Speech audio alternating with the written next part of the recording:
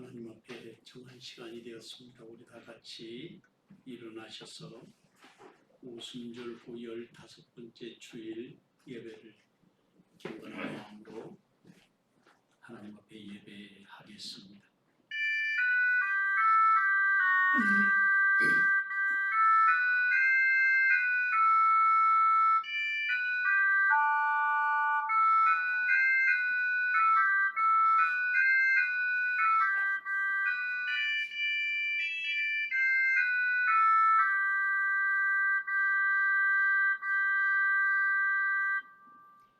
여호와는 위대하시니 우리 하나님의 성 거룩한 산에서 극진히 찬양 받으시리로다.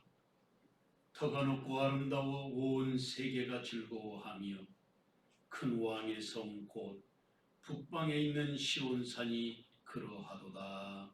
아멘. 거룩하시고 자비로우신 아버지 하나님, 오늘도 복되고 좋은 날 이래되는 첫날을 구별하여 아버지 앞에 나와 예배하게 하시고 주님 허락하여 주신 부활의 기쁨과 감격이 우리의 생명 깊은 곳에 머물러 있어서 아버지를 사랑하고 아버지를 자랑하고 찬송과 기도가 끊어지지 않는 은총과 사랑을 더해 주시옵소서. 성령께서 대면으로 비대면으로 함께 예배하는 온 성도들을 사랑하여 주셔서 주님을 사랑하고 사모하는 마음이 식어지지 않도록 은혜 위에 은혜를 더하여 주시옵소서. 예배할 때 성령께서 우리를 주장하시고 아버지의 기쁨으로 충만케 하옵소서. 예수님의 이름으로 기원하옵나이다. 아멘. 찬송가 23장 찬송하겠습니다.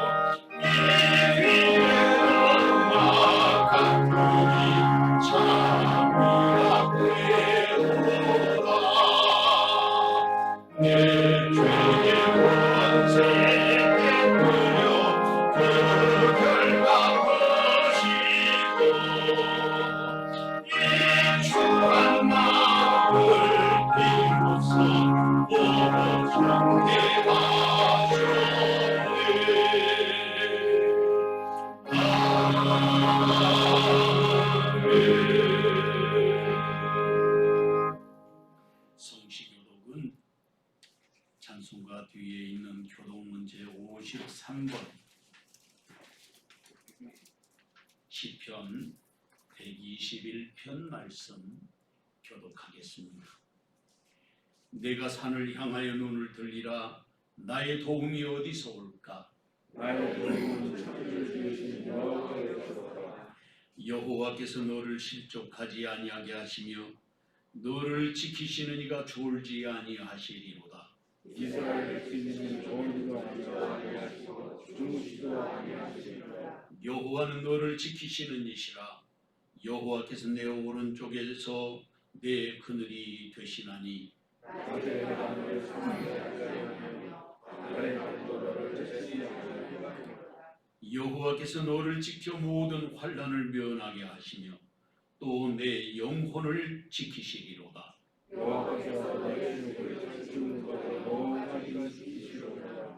아멘.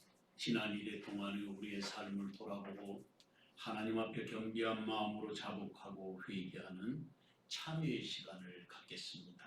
함께 통성으로 기도하겠습니다. 죄인된 우리를 이 시간도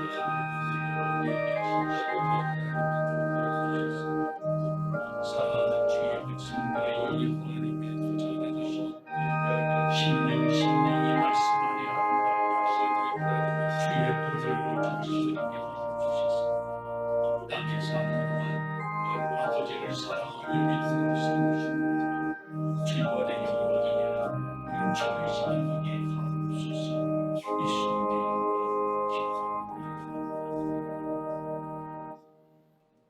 동이 서에서 먼 것 같이 우리의 죄가를 우리에게서 멀리 옮기셨으며 아버지가 자식을 긍휼히 여김같이 여호와께서는 자기를 경외하는 자를 긍휼히 여기시나니 이는 그가 우리의 채찍을 하시며 우리가 단지 먼지뿐임을 기억하심이로다. 아멘. 나는 전능하신 아버지 하나님 천지의 창조주를 믿습니다. 나는 그의 유일하신 아들 우리 주 예수 그리스도를 믿습니다.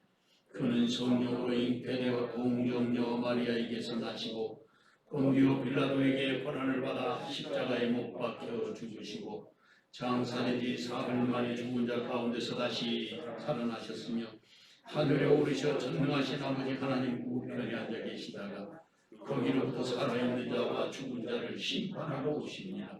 나는 성령을 믿으며 거룩한 공교회와 성도의 교제와 죄를 용서받는 것과 몸의 부활과 영생을 믿습니다. 아멘. 다 자리에 앉으셔서 찬송가 295장 찬송하겠습니다.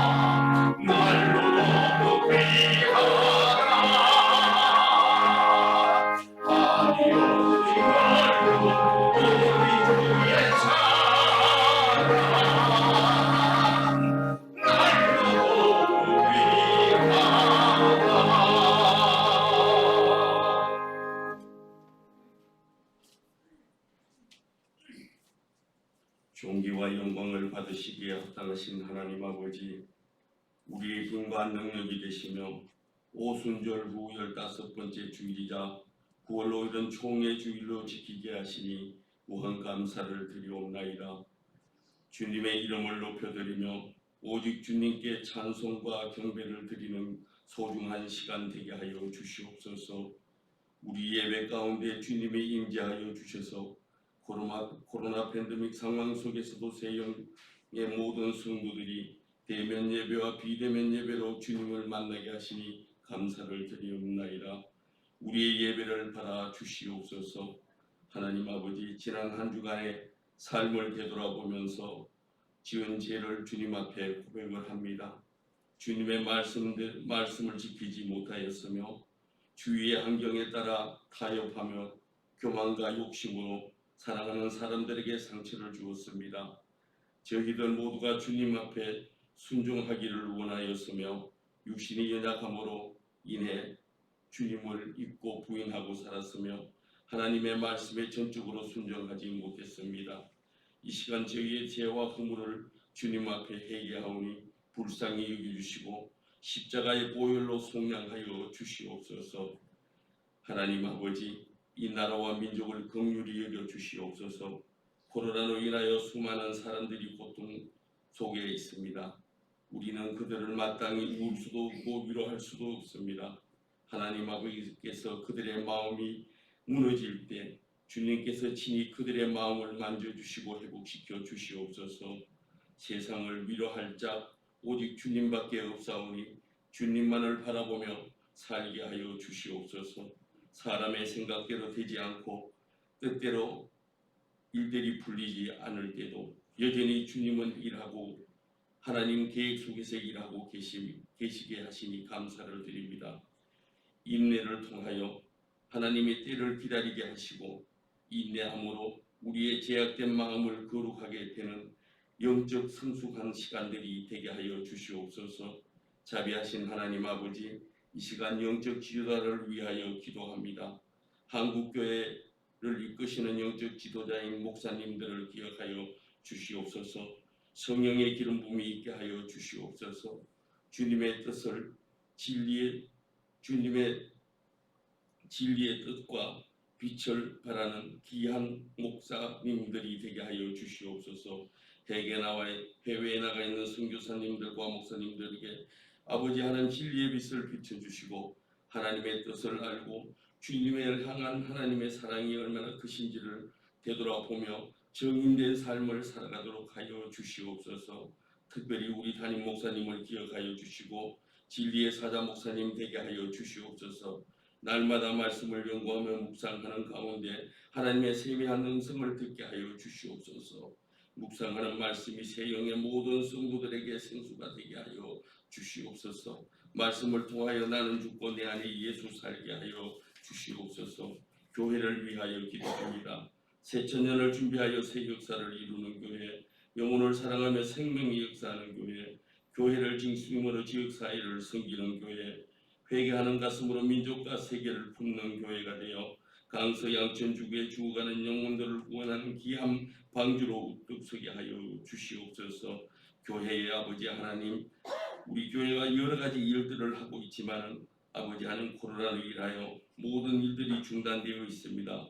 중부기도팀과 걸몬사항기도팀, 학금주간의 묵상팀, 성경통독팀들에게도 함께하여 주시고 아버지 하나님을 말씀을 묵상할 때마다 지혜와 명철을 허락하여 주시옵소서. 오늘도 아버지 하나님 주의 사자 목사님의 능력의 말씀을 저희들이 들을 때에 아버지 하나님 그 말씀이 우리의 마음에 와서 닿게 하시고 그 말씀이 통하여 우리가 삶이 회복되게 하시고 한 주간을 살아가는 데 지표가 되어서 아버지 하나님을 앙망하고 살아가는 세영의 성도들 되게 하여 주시옵소서. 오늘 또 주님의 재단에서 대면으로 비대면으로 예배하는 모든 성도들의 가정에 복의 복을 다하여 주시옵소서. 우리를 죄에서 구원하신 예수님 이름으로 기도드리옵나이다.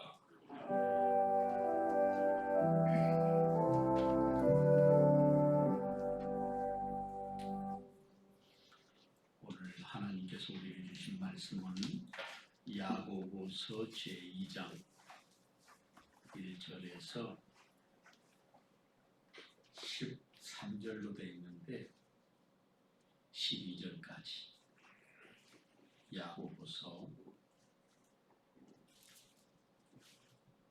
2장 13절까지 제가 봉독해 드리겠습니다.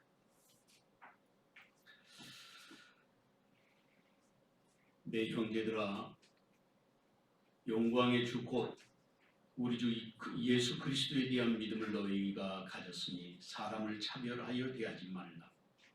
만일 너희 회당에 금가락지를 끼고 아름다운 옷을 입은 사람이 들어오고 또 남루한 옷을 입은 가난한 사람이 들어올 때에 너희가 아름다운 옷을 입은 자를 눈여겨보고 말하되 여기 좋은 자리에 앉아서 하고 또 가난한 자에게 말하되 너는 거기 서 있든지 내 발등상 아래 앉으라 하면 너희끼리 서로 차별하며 악한 생각으로 판단하는 자가 되는 것이 아니냐. 내 사랑하는 형제들아, 들을지어다. 하나님이 세상에서 가난한 자를 택하사 믿음에 부요하게 하시고 또 자기를 사랑하는 자에게 약속하신 나라를 상속으로 받게 하지 아니하셨느냐. 너희는 도리어 가난한 자를 업신여겼도다. 부자는 너희를 억압하며 법정으로 끌고 가지 아니하느냐. 그들은 너희에게 대하여 일컫는 바 그 아름다운 이름을 비방하지 아니하느냐. 너희가 만일 성경에 기록된 대로 내 이웃 사랑하기를 내 몸과 같이 하라 하신 최고의 법을 지키며 잘하는 것이거니와 만일 너희가 사람을 차별하여 대하면 죄를 짓는 것이니 율법이 너희를 범법자로 정죄하리라. 누구든지 온 율법을 지키다가 그 하나를 범하면 모든 범한 자가 되나니 모두 범한 자가 되나니 간음하지 말라 하시니가 또한 살인하지 말라 하셨은즉 내가 비록 간음하지 아니하여도 살인하면 율법을 범한 자가 되느니라. 너희는 자유의 율법대로 심판받을 자처럼 말도 하고 행하기도 하라. 긍휼을 행하지 아니하는 자에게는 긍휼 없는 심판이 있으리라. 긍휼은 심판을 이기고 자랑하느니라. 아멘. 이 시간에 지휘자 나와서 함께 찬양하겠습니다. 함께 부르실 찬양은 오직 주의 사랑에 매여입니다. 처음부터 끝까지 두 번 같이 찬양하시겠습니다.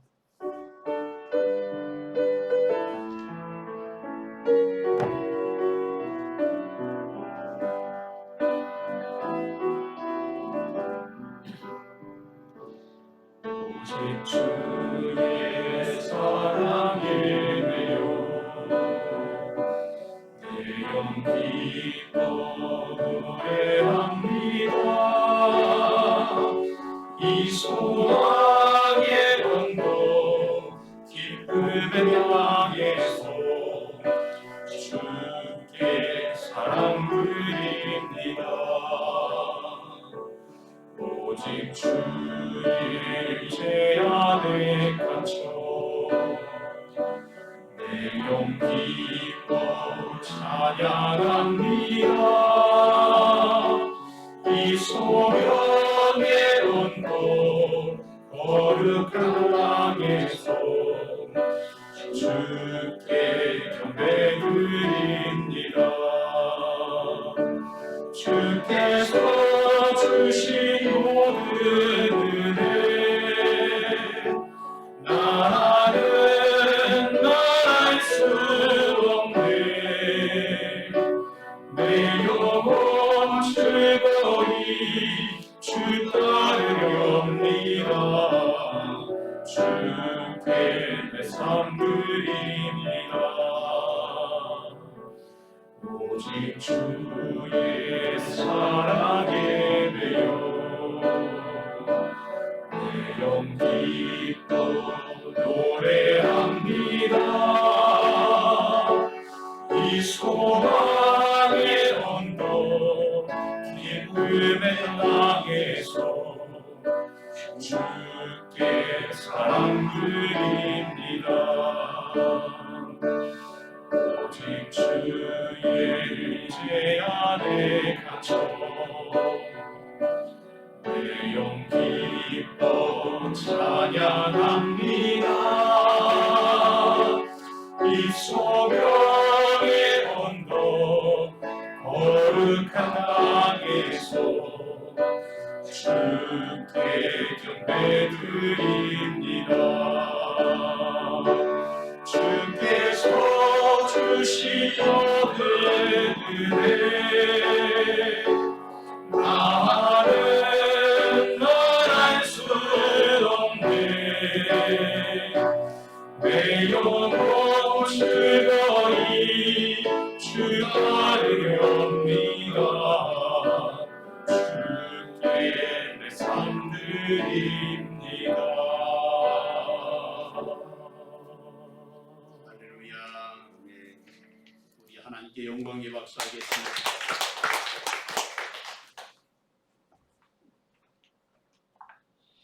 한 주간 잘 지내셨죠?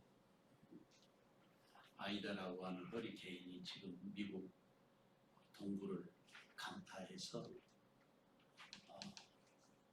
뉴올리언스 주도 강타하고, 그리고 지금 오늘 아침에 뉴스를 보니까 뉴욕 역사상 처음으로 홍수가 나서 이런 일이 없었다고 하는 그런 미국 방송들을 인용하는 것을 뉴스를 통해서 봤습니다.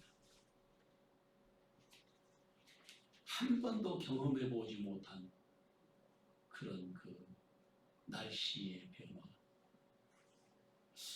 앞으로는 더 심하게 또 더 강하게 더 무섭게 그렇게 올 것입니다. 두려움이기도 하지만 역으로 생각하면 하나님이 우리에게 주신 약속이 더 가까이 온다 하는 것을 보여주는 것이다, 그렇게 말할 수 있을 것입니다. 깨어서 기도해야 되겠습니다. 이번에 코로나19 이 팬데믹 사건으로 인해서 전 세계가 정말 몸살을 앓고 있는 것 같아요. 그런데 여러분들이 아시는 것처럼 성경을 보면 하나님의 허락이 없이는 절대로 이런 일이 일어나지 않습니다. 하나님이 허락하셨기 때문에 일어나는 거예요. 그리고 이 하나님의 허락하신 것이 많은 그 사인, 우리에게 징조를 보여주는 것이다, 그렇게 확신합니다. 성경이 이미 그렇게 말하고 있고 앞으로는 더 심각한 재앙들이 오게 될 것입니다. 이 정도로 사람이 죽는 게 아니라 어마어마한 사람들이 죽어나갈 것을 성경이 예언하고 있어요. 그러니까 지상에 살고 있는 사람들의 3분의 1이 죽을 것이다 그래요. 3분의 1씩. 지금 현재 전 세계의 인구가 어마어마하게 늘었죠. 제가 어렸을 때는 21억, 23억 이랬는데 조금 지나니까 30억, 그 다음에 50억, 지금은 78억에 이르렀습니다. 지구에 있는 인구가. 3분의 1이면 얼마나 죽는 거예요? 3분의 1이면 20몇 억이 죽어나가는 거죠. 무서운 일들이 일어날 것 같아요. 예표로 보여주니까. 그래서 우리가 더 잘 믿어야 돼요. 왜냐하면 주님께서 약속하신 축복이 우리를 위해서 기다리고 있는 것이 사실이니까. 미국의 개척사에 나오는 아주 유명한 이야기가 있습니다. 18세기 초에 두 사람의 젊은이가 신대륙으로 건너오게 됐습니다. 한 사람의 이름은 마크 슐츠라고 하는 청년이었습니다. 그리고 다른 한 사람은 조나단 에드워드라고 하는 사람이에요. 마크 슐츠는 신대륙에 가서 큰 돈을 벌어서 자기가 어마어마한 부자가 되는 것이 소원이었어요. 정말로 마크 슐츠는 뉴욕에다가 자기가 원하는 그런 사업을 벌였는데 맨 먼저 술집을 차리고, 그리고 엄청난 돈을 벌었다고 합니다. 갑부가 됐어요. 그런데 조나단 에드워드는 그가 미국에 온 것은 돈 벌려고 온 것이 아니라 어떻게 하면 신앙생활을 잘 할 수 있을까 하는 그런 거룩한 소명이라 그럴까? 그런 마음을 가지고 미국에 왔습니다. 그래서 이 사람은 신학을 하고 그리고 목회자가 됐습니다. 실제로 이 조나단 에드워드는 정말 굉장히 유명하신 분이기도 한데 이분이 세월이 흐른 다음에 그 두 가문의 자손들을 이렇게 뉴욕시 교육위원회에서 너무 그 두 사람의 이름이 계속해서 오르내리니까 두 가문을 조사를 해봤다고 해요. 그랬더니 마르크 슐츠는 정말 부자가 돼서 그 자손이 5대까지 이르게 됐는데 1062명의 자녀를 낳았다고 합니다. 그래서 그 자녀들을 분석을 해보니까 교도소에 5년 이상 형을 산 사람이 96명, 그리고 나쁜 일이기도 하지만 창녀가 된 자손이 65명, 알코올 중독자가 58명, 자신의 이름도 쓸 줄 모르는 문맹자가 460명, 정부의 보조를 받는 극빈자가 286명이나 되더랍니다. 그 돈을 많이 벌었는데 나라에 큰 해악을 끼치는 자손들이 너무 많았다는 거예요. 그런데 신앙의 자유, 믿음을 찾아서 왔던 이 조나단 에드워드는 그분이 프린스턴 대학을 설립하는 설립자가 됩니다.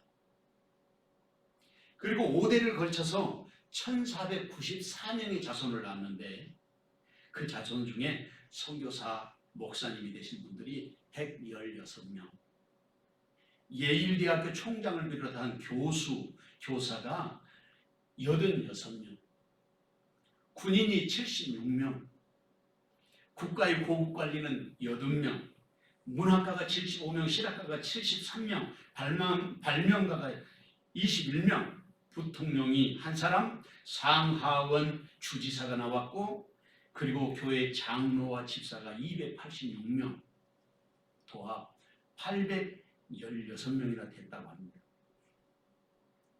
놀라운 사실은 마르크 슐츠하고는 달리 조나단 에드워드의 자손들은 나라에 이바지하고 사회에 공헌하는 헌신적인 사람들이 됐다는 거예요.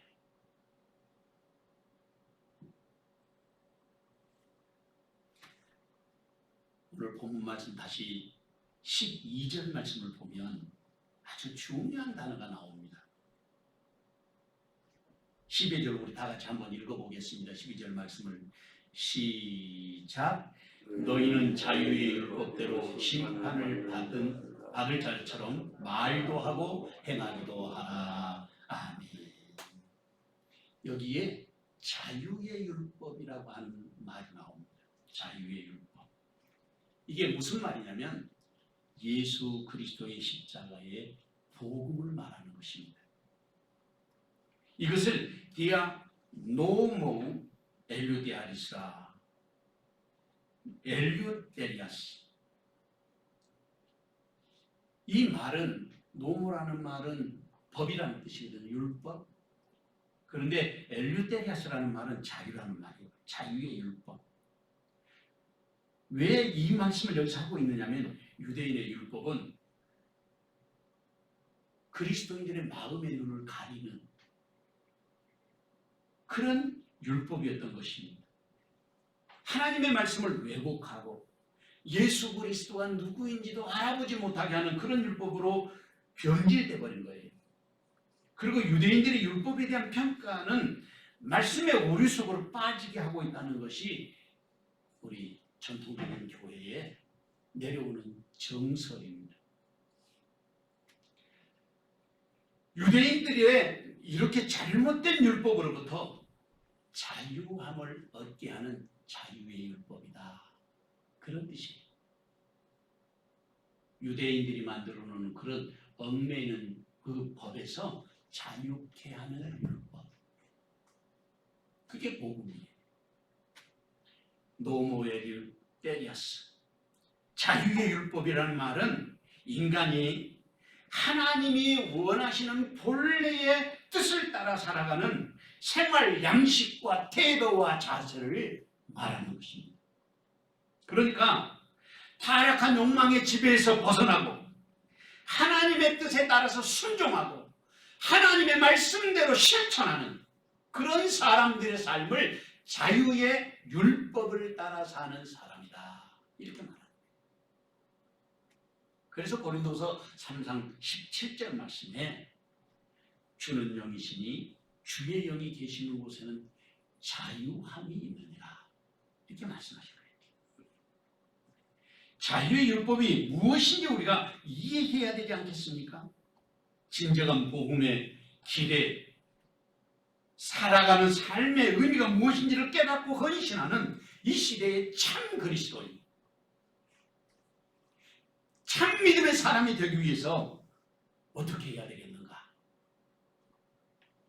주님이 들려주시는 그 음성을 이 시간 듣고 마음판에 새기며 사는 그런 은혜가 저와 여러분에게 함께하시기를 주님의 이름으로 축원합니다. 첫째로 자유의 율법을 따라 사는 사람은 사람을 차별 대우하지 않습니다. 본문 1절에서 4절 말씀을 다 같이 한 목소리로 읽어보겠습니다. 내 형제들아, 영광의 주 곧 우리 주 예수 그리스도에 대한 믿음을 너희가 가졌으니 사람을 차별하여 대하지 말라. 만일 너희 회당에 금가락지를 끼고 아름다운 옷을 입은 사람이 들어오고 또 남루한 옷을 입은 가난한 사람이 들어올 때에 너희가 아름다운 옷을 입은 자를 눈여겨보고 말하되 여기 좁은 자리에 앉으소서 하고 또 가난한 자에게 말하되 너는 거기 서 있든지 내 발등상 아래 앉으라 하면 너희끼리 서로 차별하며 악한 생각으로 판단하는 자가 되는 것이 아니냐. 아멘. 본문 1절 말씀을 보면 전체 문장의 흐름이 무엇인지, 무엇을 말씀하고 있는지를 알 수 있습니다. 사람을 차별 대우하지 말라 하는 말입니다. 왜 사람을 차별 대우하지 말라고 하는 것입니까? 차별 대우를 하고 있으니까. 차별 대우하지 말라, 그 말은 너희가 지금 차별 대우를 하고 있다, 그런 말이에요. 그것은 우리가 우리 주 예수 그리스도에 대한 믿음을 가졌기 때문에 차별 대우하면 안 된다는 거예요. 믿음의 사람은 차별 대우하면 안 된다, 그런 뜻 아니겠습니까? 우리가 예수님을 믿어왔고 또 그렇게 믿음의 생활을 해왔기 때문에 너무나 당연한 일이기는 하지만 한 가지 궁금한 것이 있습니다. 그것은 야고보 사도가 알고 있는 우리 주 예수 그리스도는 도대체 어떤 분이시기에, 야고보가 알고 있는 예수님이 어떤 분이시기에 너희는 차별 대우하지 말라고 말씀하고 계시는 것일까? 그런 생각이 들지 않습니까? 여기서 다시 한번 우리가 본문의 말씀을 묵상하는 차원에서 말씀을 읽어보면 내 형제들아, 영광의 주 곧 우리 주 예수 그리스도에 대한 믿음을 너희가 가졌으니 사람을 차별 대우하지 말라, 그렇게 말하고 있단 말이죠. 사람을 차별 대우하지 않아야 될 이유가 뭐냐면 영광의 주님 예수 그리스도를 믿는 사람이기 때문입니다. 그러니까 우리 주님 예수, 영광의 주님이신 예수님을 믿는 사람은 차별 대우하면 안 된다, 그렇게 말씀하고 있습니다.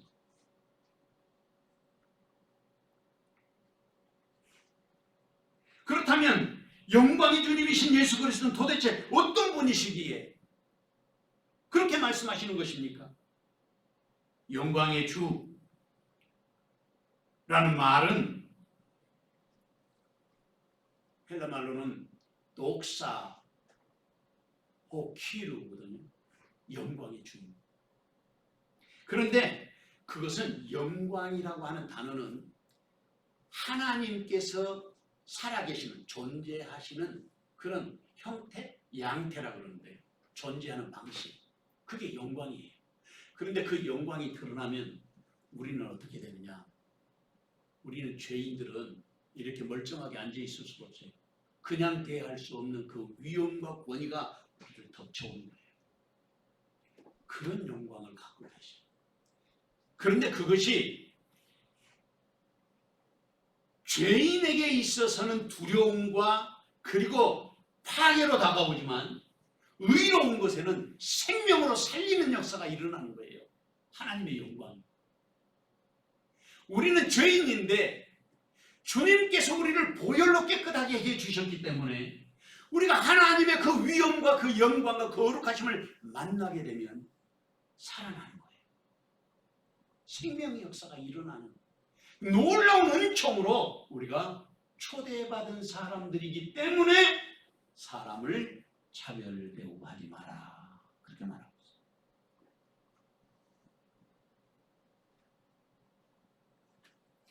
나아가서 이 말씀은 좀 더 너무 평범한 말씀이기도 한데 본문 2절 이하의 말씀을 보면 아주 쉽게 이해할 수 있어요. 사람을 차별 대우하지 말라 말씀하시면서 첫째로는 믿음으로 사는 사람이기 때문에 자신을 생각해야 된다. 믿음의 사람이라는 것을 잊지 말아라. 둘째로는 보다 구체적인 말씀인데 부자나 가난한 사람이나 똑같이 평등하게 대하라. 그렇게 말씀하고 있습니다. 세 번째로는 악한 생각이 바로 사람을 외모로 판단하는 것이 악한 것이다. 그렇게 말하고 있습니다. 우리가 인간이기 때문에 그렇게 하지 않을 수는 없지만 그러나 우리가 의도적으로 의지를 가지고 모든 사람을 같이 대하려고 하는 그런 마음 자세가 반드시 필요한 것이라는 사실을 알 수 있습니다. 이런 생각을 가지고 다시 본문 2절에서 4절의 말씀을 읽어보겠습니다. 같이 2절에서 4절 시작. 만일 너희 회당에 금가락지를 끼고 아름다운 옷을 입은 사람이 들어오고 또 남루한 옷을 입은 가난한 사람이 들어올 때에 너희가 아름다운 옷을 입은 자를 눈여겨보고 말하되 여기 좋은 자리에 앉으소서 하고 또 가난한 자에게 말하되 너는 거기 서 있든지 내 발등상 아래 앉으라 하면 너희끼리 서로 차별하며 악한 생각으로 판단하는 자가 되는 것이 아니냐. 할렐루야. 이해하지 못할 말씀은 하나도 없습니다. 너무 쉬운 말씀이에요. 특별히 4절을 보면 너희끼리 서로 차별하며 악한 생각으로 판단하는 것이 아니냐. 너희끼리라는 말은 믿는 사람들 서로 간에 그런 뜻이에요. 그것이 악한 거라는 것입니다. 바로 저와 여러분을 말씀하시는 것입니다. 예수 믿는 믿음의 사람들끼리 그런 생각을 가지면 악한 것이라는 거예요. 그러면 안 된다는 말씀이 아니겠습니까? 서로 사랑하고 서로를 높여주고 서로를 존경해야 될 이유가 무엇입니까? 영광의 주 예수 그리스도를 믿는 믿음을 가진 사람이기 때문에 그렇다는 것입니다. 믿음의 사람입니까? 예수님을 믿는 사람입니까? 그렇다면 우리는 사람을 차별 대우하면 안 된다는 것입니다. 거룩하신 예수님을 믿는 사람들이기 때문이라고 말하고 있습니다. 사도행전 18장 27절에 보면 아볼로가 아가야로 건너가고자 함으로 형제들이 그를 격려하며 제자들에게 편지를 써 영접하라 하였더니 그가 감에 은혜로 말미암아 믿는 자들에게 많은 유익을 주니 그랬습니다. 나 혼자 예수 잘 믿는 것이 중요한 것이 아니라 믿는 자들에게 많은 유익을 주는 사람이 바로 영광의 주 예수를 믿는 사람이라는 것입니다. 사랑하는 성도 여러분, 아볼로가 아가야로 건너가서 자신이 받은 은혜로 인해서 아가야에 있는 성도들에게 많은 유익을 주었다고 말씀하고 있습니다. 다시 말하면 자유의 율법을 따라 사는 사람, 예수 그리스도의 참 제자는 사람을 차별대우하지 않는 많은 사람을 유익하게 하는 그런 사람이라는 것입니다. 그렇게 살아갈 수밖에 없는 것이 영광의 주를 모신 믿음의 사람이라는 말이에요. 왜냐하면 성령께서 그 사람을 강권하시기 때문입니다. 누가 영광의 주님을 믿는 믿음의 사람입니까? 누가 성도들을 차별하지 않고 많은 사람에게 유익을 주는 사람이 되어야 하겠습니까? 누가 주님의 영광을 품고 사는 사람이어야 하겠습니까? 그 자리에 주님은 지금 저와 여러분을 부르고 계시는 것입니다. 이 귀한 정기시간 저와 여러분에게 함께 하시기를 주님의 이름으로 축원합니다. 둘째로, 자유의 율법을 따라 사는 사람은 최고의 법을 지킵니다. 본문 5절에서 9절 말씀을 다 같이 한 목소리로 읽어보겠습니다. 내 사랑하는 형제들아 들을지어다. 하나님이 세상에서 가난한 자를 택하사 믿음에 부요하게 하시고 또 자기를 사랑하는 자들에게 약속하신 나라를 상속으로 받게 하지 아니하셨느냐. 너희는 도리어 가난한 자를 업신여겼도다. 부자는 너희를 억압하며 법정으로 끌고 가지 아니하느냐. 그들은 너희에게 대하여 일컫는 바 그 아름다운 이름을 비방하지 아니하느냐. 너희가 만일 성경에 기록된 대로 내 이웃 사랑하기를 내 몸과 같이 하라 하신 최고의 법을 지키면 잘하는 것이거니와 만일 너희가 사람을 차별하여 대하면 죄를 짓는 것이니 율법이 너희를 범법자로 정죄하리라. 아멘. 본문의 말씀은 그렇게 시작하고 있습니다. 내 사랑하는 형제들아 들을지어다. 내 사랑하는 형제들아 들을지어다. 근데 원어 성경을 보니까 이게 뒤집혀 있어요. 어떻게 뒤집혀 있냐면 먼저 들으라. 그리고 내 사랑하는 형제들아 이렇게 말하고 있어요. 들으라. 이 말이 명령어로 되어 있어요. 그러니까 이것은 무슨 뜻이냐면 반드시 들어야 한다는 말이에요. 이 말씀에 귀를 기울이고 반드시 들어야 하는 말을 지금 내가 하겠다. 그런 뜻이에요. 그러니까 우리 성경으로 보면 이걸 알 수 없는데 원어 성경을 보면 아쿠사테, 아델토이무 아가페토이 그랬어요. 아쿠사테라는 말이 들어라. 그 말이에요. 들어라 내 형제들아. 그렇게 시작하고 있습니다. 그러니까 이 말씀은 무슨 뜻이냐면 다음에 오는 말씀이 중요하다. 그러면 다음에 어떤 말씀이 있습니까? 그걸 우리가 봐야 되지 않겠습니까? 다음에 오는 말씀이 어떤 거예요? 그것을 관심을 가지고 관심을 기울이라는 뜻인데 먼저 본문 5절 말씀 살펴보면 하나님이 세상에서 가난한 자를 택하사 믿음에 부요하게 하시고 또 자기를 사랑하는 자들에게 약속하신 나라를 상속으로 받게 하지 아니하셨느냐 이렇게 말씀하고 있어요. 이것을 조금 더 구체적으로 나눠서 설명해 보면 이 말씀 속에서 무엇을 말하고 있느냐면 첫째로는 세상에서 가난한 자를 하나님이 택하셨다는 거예요. 하나님이 택하신 자가 누굽니까? 바로 저와 여러분 아니겠습니까?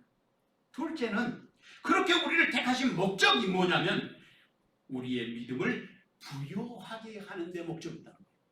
믿음이 부요해지는 데 목적이 있어. 우리를 부르신 것은 가난한 자를 부르시고 그 다음에 믿음에 부요하게 하기 위해서 우리를 부르셨다는 거예요.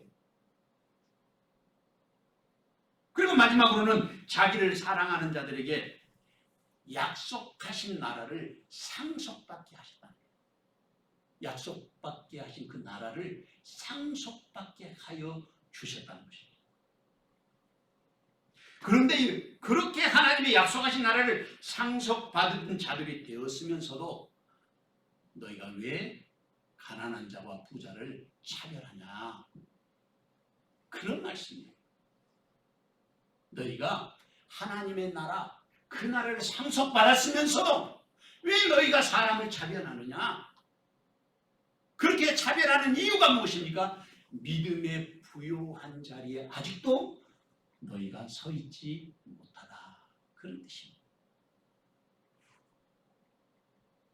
그런데 이 말씀을 가만히 살펴보면 말씀 속에서 여러 가지 의미를 우리에게 가르쳐주는 것이 있는데 하나님의 나라를 상속받은 우리들이 사람들을 가난한 사람들을 업신여기면 안 된다고 꾸짖는 말씀이란 말이죠. 그런데 이어서 나오는 말씀을 보면 당시 교회 상황과 형편을 말씀하시는 건데 부자는 어떤 사람을 말하냐면 이제 당시에 아마 이 빈익빈, 부익부 이런 그 경제적인 어려움들이 아주 많이 격차가 벌어졌던가 봐요. 그러다 보니까 부자들은 더 부자가 되고 가난한 사람들은 더 가난하게 되는 것입니다. 근데 그 부자들이 대개 누구냐면 바로 사두개인들이에요. 부자들이. 그 사두개인들이 이 가난한 사람들, 예수 믿는 사람들이 되게 가난한 사람들, 일반 서민들이니까 그 사람들이 돈을 빌리면 이자를 갚고 또 이자가 이자를 물고 그러니까 이 빚이 늘어나는 거죠.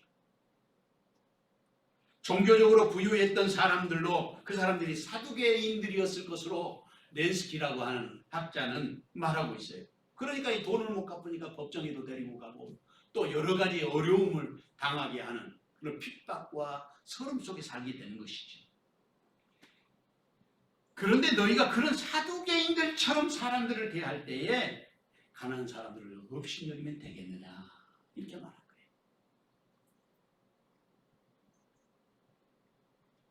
거예요. 여기에서 물질적인 부유함과 영적인 부유함을 대조하면서 격려하는 동시에 책망도 같이 하고 있어요. 그러면 안 된다 하면서도 너희가 믿음의 부유한 자가 되어야 한다 하고 말씀하신 거예요. 왜냐하면 너희가 영원한 나라의 상속자가 되지 않았느냐 말이죠. 그 너희는 진짜 부자라는 뜻이에요. 여기에 담겨 있는 것이. 영원한 나라의 상속자는 너희가 진정한 부자여 부유함을 누려야 할 사람이 아니냐 그런 말씀입니다. 그런데 너희가 도리어 가난한 자를 없인 여겼다는 것입니다. 그 부자들이 하는 일에 대하여 말씀하시는데 그 아름다운 이름을 비방하지 아니하느냐. 그러니까 우리가 서로 비난하고 서로 사람을 차별대우고 하니까 사람들이 그 아름다운 이름을 비난한다는 거예요. 그 아름다운 이름은 여기서 두 가지로 해석할 수 있는 그 아름다운 이름 하나는 예수 그리스도의 이름이에요. 영광의 이름.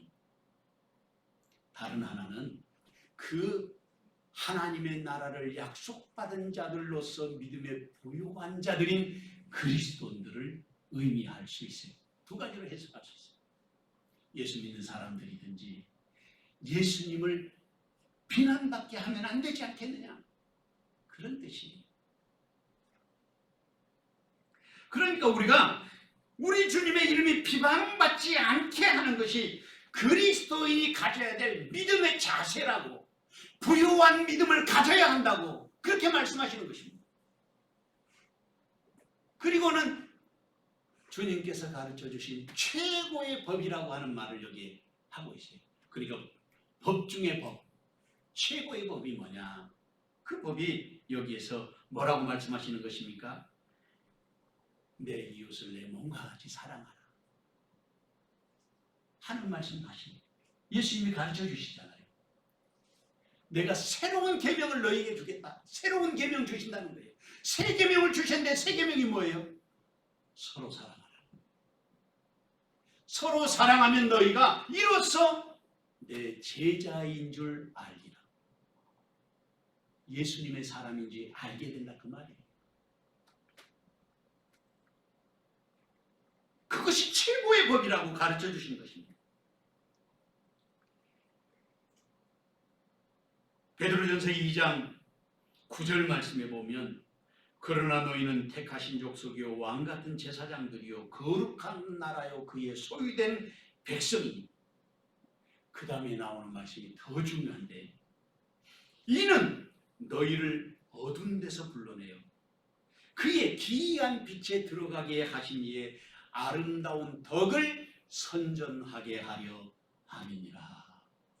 아름다운 덕을 선전하게 하기 위해서 예수님의 영광을 위해서 살아가게 하기 위해서 우리를 택하시고 믿음에 부유하게 하시고 그리고 하나님의 나라의 약속을 받은 기업을 이을 자들이라는 사실을 늘 마음속에 품고 살아야 한다는 것을 가르쳐 주시옵소서. 사랑하는 성도 여러분, 자유의 율법을 따라 사는 사람은 성령의 사람입니다. 성령의 사람은 최고의 법을 지키는 사람이 될 수밖에 없습니다. 누가 가난함에도 택하심을 받은 사람입니까? 누가 믿음의 부유한 자가 되어야겠습니까? 누가 하나님의 나라를 유업으로 받은 자입니까? 그 자리에 주님은 지금 저와 여러분을 부르고 계시는 것입니다. 이 귀한 정의 시간 저와 여러분에게 함께 하시기를 주님의 이름으로 축원합니다. 셋째로, 자유의 율법을 따라 사는 사람은 긍휼함을 통해서 심판을 이겨내는 것입니다. 본문 10절에서 13절 말씀을 다 같이 한 목소리로 읽어보겠습니다. 누구든지 온 율법을 지키다가 그 하나를 범하면 모두 범한 자가 되나니 간음하지 말라 하시니가 또한 살인하지 말라 하셨은즉 내가 비록 간음하지 아니하여도 살인하면 율법을 범한 자가 되느니라. 너희는 자유의 율법대로 심판받을 자처럼 말도 하고 행하기도 하라. 긍휼을 행하지 아니하는 자에게는 긍휼 없는 심판이 있으리라. 긍휼은 심판을 이기고 자랑하느니라. 아멘. 성경에서 말씀하시고 있는 이 긍휼이라는 단어, 이게 뭘 의미합니까? 사실 물어보면 알 것도 같고 모를 것도 같고 그런 말씀이 많잖아요. 설명할 수 있을 것 같은데 또 설명하려고 하면 정확하게 잘 모르는 것 같기도 하고 그런 생각이 듭니다. 긍휼이라는 단어는 성경에서 엘레오스라 그러는데 그냥 단순하게 다른 사람을 불쌍히 여기는 마음을 갖는 것이 긍휼이에요. 다른 사람을 불쌍히 여기는 마음, 그걸 엘레오스라 그렇게 말해요. 그런데 이것이 사람과 사람 사이에서도 그 긍휼을 베푸는 마음을 가지게 하시지만 하나님께서 우리를 바라보실 때에 우리를 향하신 그 마음이 바로 긍휼의 마음이라는 것입니다. 하나님이 우리를 보실 때 바라보는 마음, 그것이 긍휼히 여기시는 마음이에요. 그러니까 하나님이 그렇게 우리를 긍휼히 여기시는 마음을 가졌기 때문에 나 같은 것을 구원하시는 거예요. 나 같은 것을 구원하시는데 내가 어떤 존재인지 제가 나이 들어서야 깨닫고 성경을 수도 없이 읽지만 말씀이 제 가슴 속에 비수처럼 다 꽂혀오는 말씀이 성경을 읽다가 생긴단 말이에요. 지금 우리 성경 통독반 구약 성경 다 읽었다고 해서 너무 감사해요. 또 개인적으로도 우리 성도들이 성경을 많이 읽어서 너무 감사해요. 근데 성경을 읽으면 읽는 것뿐만 아니라 사실은 또 실천해야 돼요. 우리 자신들이. 어느 날 말씀을 읽다가 제가 늘 읽던 말씀인데 갑자기 그 말씀이 눈에 확 들어왔어요. 그게 바로 시편 49편 7절 8절이에요. 거기에 보니까 우리의 가격이 나와서 내 값이 나왔다. 뭐 보험을 들어가지고 자기 생명보험 뭐 10억을 들고 뭐 얼마를 들고 이런데 그건 세상이 판단하는 것이고 자기가 계산하는 것이고 하나님이 생각하는 나의 값은 그런 수준이 아니에요. 예수님을 보내지 않으면, 자기 아들을 보내지 않으면 도저히 해결할 길이 없어. 소로 제사를 드리고 양을 수백 마리 수천 마리를 드려도 그것으로는 다 해결할 수 없어요. 그래서 하나님이 결국에 결정하신 것이 바로 아들 예수 그리스도가 친히 사람의 몸을 입으시고 이 땅에 오셔서 나를 대신하여 십자가에 달려 돌아가셔서 하나님이시면서 사람 되신 사건이 일어난 것입니다. 그래서 거기 보면 너희를 속량하는 속죄의 그 값이 너무나 엄청나서, 성경이 그렇게 되어 있어요. 너무나 엄청나서 너희가 영원히 마련하지 못할 것이니라. 그래 우리는 우리의 생명값을 영원히 마련하지 못한대요. 영원히. 그만큼 누가 기중한 거예요? 내가 기중. 따라해 보겠습니다. 내가 가슴에 손을 얹고 내가 그만큼 귀중한 사람이다. 그래서 예수님이 오신 거예요. 나 때문에. 성경에 그렇게 돼 있어요. 영원히 너희 생명값을 마련하지 못한다는 거예요. 그래서 예수님이 땅에 오셨는데 그것이 바로 나를 구원하시고자 하는 하나님의 긍휼하심이에요. 하나님의 긍휼하심. 그런데 그 긍휼한 마음이, 하나님의 긍휼하신 마음이 우리에게도 주어져서 우리도 그 긍휼하신 마음을 가지고 살게 되면 그것이 심판을 이겨낸다는 것입니다. 심판이라는 것은 율법에 정해진 규정을 어겼기 때문에 그것에 의해서 판결을 받게 되잖아요. 그런데 이것을 극복해낼 수 있는 힘을 말하는 거예요. 그게 긍휼의 마음이라는 것입니다. 그런데 여기서 하나님의 긍휼하심이 우리의 모든 것을 품어내는 하나님의 마음인데, 본문 13절 말씀으로 보면 긍휼은 심판을 이기고 자랑하게 된다는 거예요. 제가 이 말씀을 준비하면서 그런 생각이 들었어요. 제가 어려서 동네에 이렇게 골목길에 나가서 동네에 이제 아주 싸나운 형이 있어가지고 그 형한테 이제 얻어 터지고 왔어. 찔찔거리고 울고 들어오니까 우리 할머니가 화가 나가지고, 제가 귀한 큰 손자인데 5대 종선을 어느 놈이 감히 때렸냐고 막 할머니가 벌벌 뛰어요. 그러면 이제 내가, 할머니가 막 내 편을 들잖아요. 아까는 얻어 터졌지만 집에 와서는 이제 힘이 나. 그래서 할머니한테 막 주저리 다 고자질을 하는 거예요. 그래서 할머니가 그 말을 듣고 내 손을 탁 잡고 가자! 그 형집으로 가가지고 우리 할머니가 그냥 막 대판 난리를 치는 거예요. 그러면 거기서 나는 할머니가 야단친 거 보니까 얼마나 기분 좋아요. 폼 잡고 서서 할머니 야단치는 거 보는 것이. 하나님이 긍휼하심으로 우리를 구원하실 때 마치 그러시는 것 같은 느낌이 들었어요. 심판하는 그 심판대 앞에서 하나님의 긍휼하심으로 우리를 주의 보혈로 덮어주셔서 그 자리에 정말 영광스러운 자리가 되도록 그렇게 만들어주시는 것이죠. 여기 본문의 말씀에 긍휼하심으로 심판을 이기게 된다고 그랬어요. 그리고 자랑한다는 것입니다. 이 자랑한다는 말을 제가 헬라어로 찾아보니까 카타카욱사타이라고 했어요. 긍휼하심으로 그것을 이기게 하신다는 거예요. 근데 이 말씀을 제가 자세하게 말씀을 살펴보니까 왜 헬라어를 찾아봤느냐면, 이게 긍휼하심이 하나님의 긍휼하심이에요. 내 안에 있는 긍휼이 아니고 하나님께서 그 긍휼하심을 나한테 주셨어요. 그래가지고 내가 하나님이 주신 걸 갖고 그것을 내가 사용하는 거예요. 그러니까 내 것이 아니라 하나님 것인데 하나님께서 내게 주셔서 나로 하여금 그것을 사용하게 하시는 거예요. 이것이 헬라어 성경에는 나타나 있어요. 그렇게 한다. 오늘 우리가 하나님이 주신 그 긍휼하심을 받아가지고 세상에 나가서 우리가 그렇게 살아가야 한다고 하는 것을 가르쳐주는 것입니다. 그래서 긍휼로 심판을 이기고 자랑한다는 말이 그런 의미가 아닌가 생각이 들었단 말이죠. 내가 이기는 게 아니에요. 그러니까 사실은 하나님이 나로 하여금 이기게 하여 주시는 것입니다. 따라해 보겠습니다. 내가 이기는 것이 아니라 하나님이 나로 하여금 이기게 하신다. 할렐루야.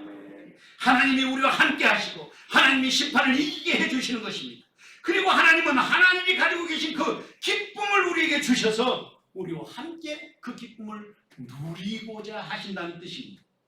놀랍지 않습니까? 이런 말씀의 이해를 가지고 다시 12절 이하의 말씀을 보면 이 말씀을 좀 더 깊이 이해할 수 있어요. 너희는 자유의 율법대로 심판받을 자처럼 말도 하고 행하기도 하라. 긍휼을 행하지 아니하는 자에게 긍휼 없는 심판이 있으리라. 긍휼은 심판을 이기고 자랑하느니라. 긍휼이 없는 자는 어떤 사람입니까? 믿음이 없는 사람이에요. 아니, 믿음의 부요함이 모자란 사람이에요. 영광의 주님을 노래할 수 없는 자리에 있는 거예요. 율법의 자유함에 초대받은 사람이라면 영광의 주님을 바라보고 가슴으로 주님을 모시고 사는 사람이 그 긍휼함으로 심판을 이겨낼 수 있게 된다는 말입니다. 왜냐하면 우리가 온 율법을 다 지키다가도 그 중에 하나만 범하면 율법을 범한 사람이 되기 때문이라는 것입니다. 그러니까 우리는 지키기가 어려워요. 그래서 우리는 자유의 율법을 따라서 사는 사람으로서 긍휼함으로 하나님이 공급하신 그 능력으로 심판을 이겨내는 사람이 되는 것입니다. 그리고 하나님의 기쁨이 바로 저와 여러분의 기쁨이 되는 것입니다. 에베소 2장 4절에서 7절 말씀에 보면 긍휼이 풍성하신 하나님이 우리를 사랑하신 그 큰 사랑을 인하여 허물로 죽은 우리를 그리스도와 함께 살리셨고 너희는 은혜로 구원을 받은 것이라. 또 함께 일으키사 그리스도 예수 안에서 함께 하늘에 앉히시니 이는 그리스도 예수 안에서 우리에게 자비하심으로써 그 은혜의 지극히 풍성함을 오는 여러 세대에 나타내려 하심이라. 사랑하는 성도 여러분, 그렇습니다. 허물로 죽은 우리를 하나님은 풍성하신 긍휼하심으로 그리스도와 함께 우리를 살리신 것입니다. 자유의 율법을 따라 사는 사람만이 긍휼함으로 심판을 이겨낼 수 있습니다. 누가 자유의 율법대로 심판받을 자처럼 말도 하고 행하기도 해야 하겠습니까? 긍휼을 행하여 심판을 이겨내야 할 사람이 누구입니까? 누가 긍휼로 심판을 이기고 자랑하는 사람이 되어야 하겠습니까? 그 자리에 주님은 지금 저와 여러분이 서 있기를 원하시는 것입니다. 이 귀한 정의 시간 저와 여러분에게 함께 하시기를 주님의 이름으로 축원합니다.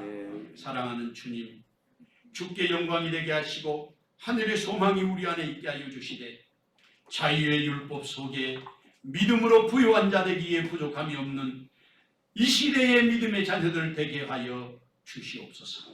예수님의 이름으로 기도하옵나이다. 아멘. 찬송가 337장 찬송하겠습니다.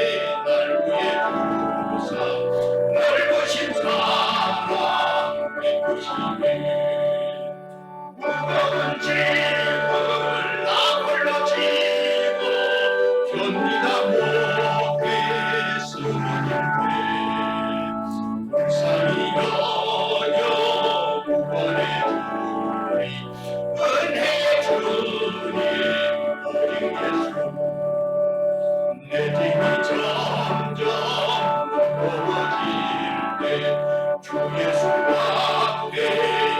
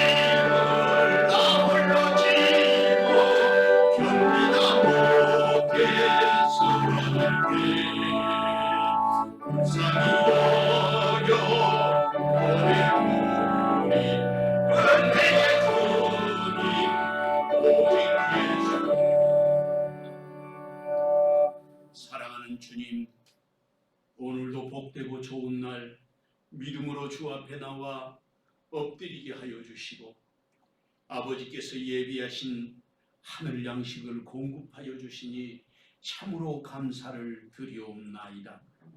땅에 사는 동안 우리의 삶을 통하여 영광의 주님 예수 그 이름이 존귀하게 되며 아버지 하나님의 기뻐하심이 우리의 언행 심사를 통하여 두드러지게 나타나게 하여 주시옵소서.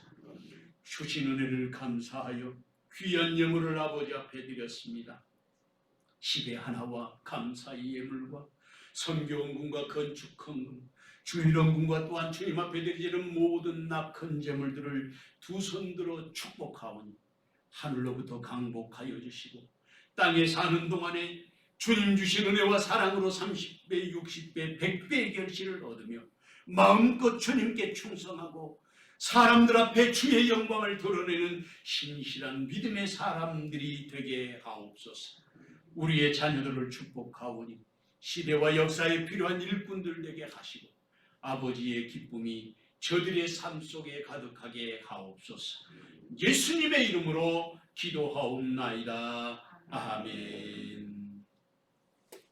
교회 소식 전해드리겠습니다. 4단계가 계속해서 연기됐습니다. 그래서 10월 4일까지인가요? 이렇게 계속되는 모양입니다. 그런데 뭐 여러 가지 좀 복잡하게 모임에 대한 이야기들이 있더라고요. 일단 교회 예배는 10%까지는 나올 수 있습니다. 그 좌석 숫자만큼의 10%. 그래서 우리 교회 좌석 숫자 다 하면 한 244쯤인데 그러니까 20명 조금 더 나와도 되니까 집에서 걱정하시는 분들 나오셔도 괜찮을 것 같아요. 지금은 우리가 면역도 생겼고 또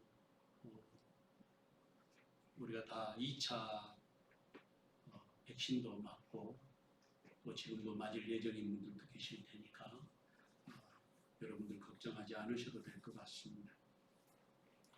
그리고 지난주에 광고했는데 이거 계속 광고할 거예요. 해필린 4개의 방. 그래서 이게 구약 성경의 구조가 하나님의 부르심이 첫 번째 여기 보시면 이스라엘의 구속. 그래서 여기 셀베이션 오브 이스라엘, 셀베이션 돼 있어요. 두 번째 말씀은 언제든지 내가 죽고 하나님 앞에 제물로 드려지는 거거든요. 그래서 봉헌, 보포링이라고 되어 있는데 구속에서 봉헌으로 이것이 이제 출애굽기 13장 11절에서 16절 말씀이에요. 그리고 세 번째가 이게 이스라엘의 그 섬김의 교육이라고 해요. 섬김의 교육. 그러니까 우리가 예수를 믿고 은혜 받으면 되는 게 아니라 섬기게 하기 위한 교육이 있어요.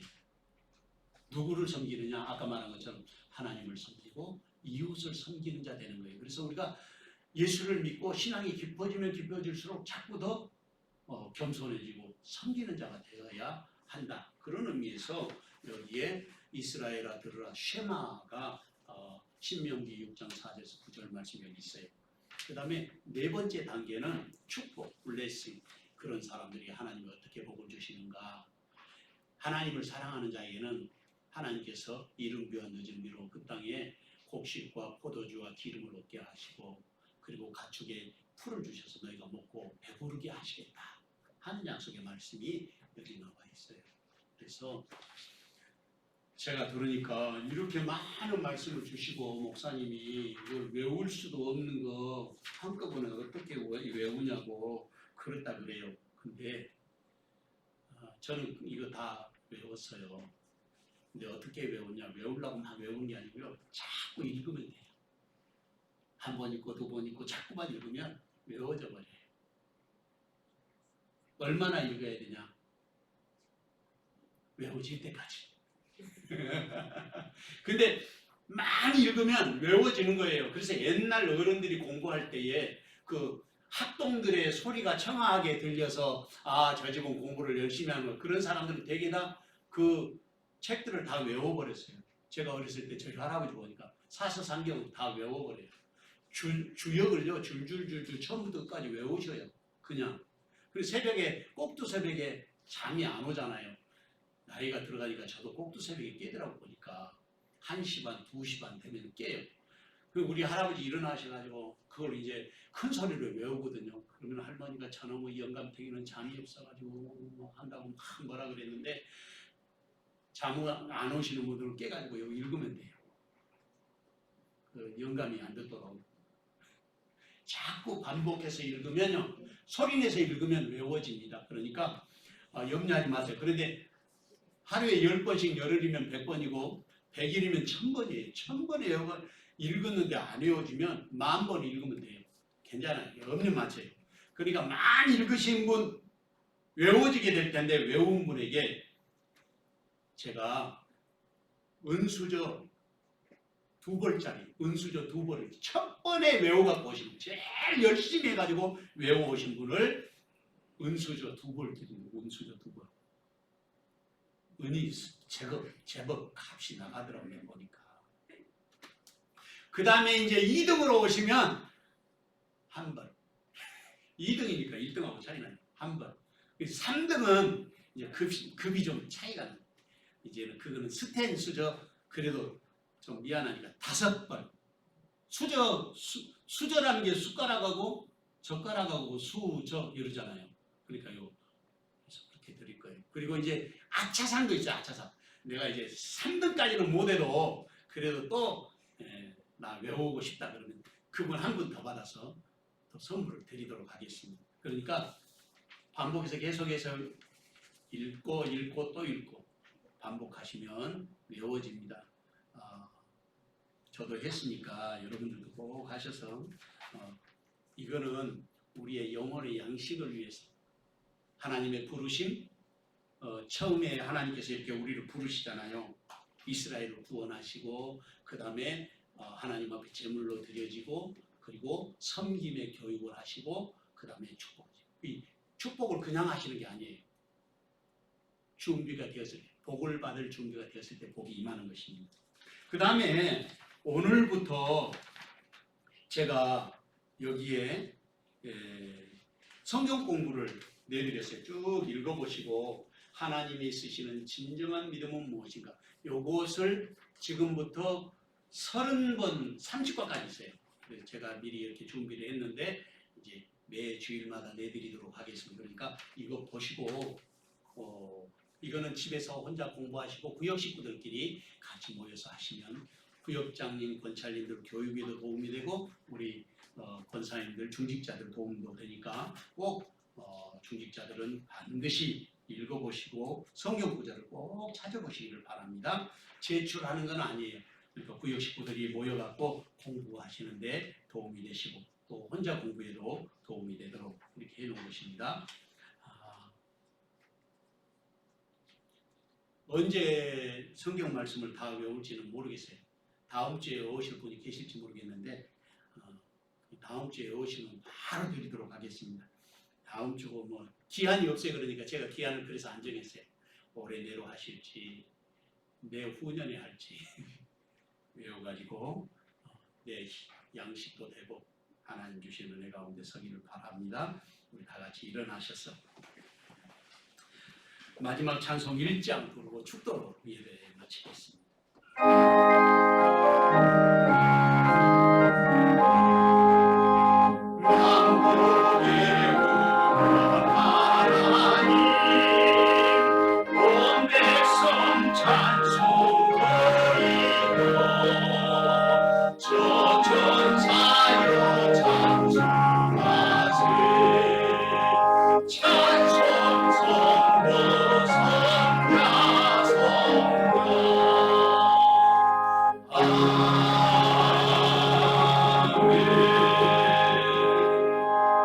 이제는 교회머리 되신 우리 주님 예수 그리스도의 은혜와 아버지 하나님의 극진하신 사랑과 성령의 감동, 감화, 위로, 교통하심과 그 복 주시는 은혜의 역사가 오늘도 자유의 율법대로 주의 영광을 노래하며 영원한 나라의 기업을 얻은 참 믿음의 사람으로 살기를 마음에 다짐하는 여기 모인 모든 주님의 자녀들 머리 위에와 저들의 가정과 일터와 사랑하는 자녀손들 머리 위에, 또한 비대면으로 가정에서 예배하는 모든 권속들 위에 지금부터 영원토록 함께 계시옵기를 간절히 축원하옵나이다.